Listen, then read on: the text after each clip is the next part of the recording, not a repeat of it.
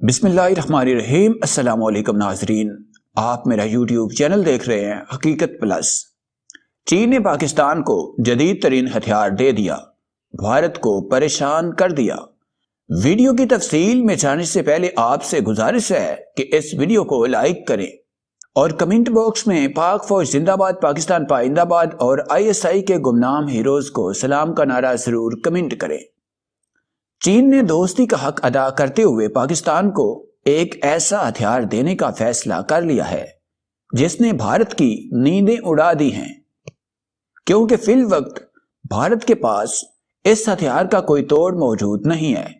Hindustan Times کے مطابق چین پاکستان کو 50 مسلح ونگ لونگ 2 ڈرون طیارے دینے جا رہا ہے۔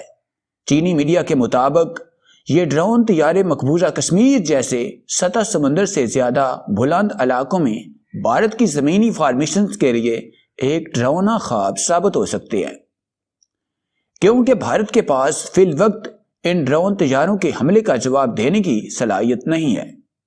ہندوستان ٹائمز کے مطابق چینی اور ترک مسلح ڈرون طیاروں نے لیبیا، شام اور آذربائیجان کی لڑائیوں میں ناگزیر کردار ادا کیا ہے۔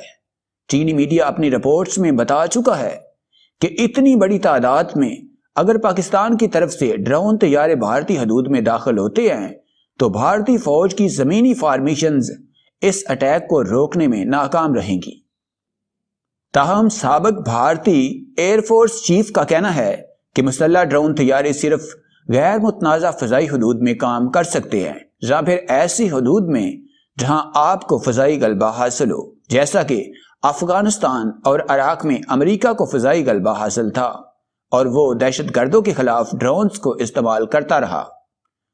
بھارت کے پاکستان یا چین کے ساتھ ملحق بارڈر پر صورتحال اس سے مختلف ہے۔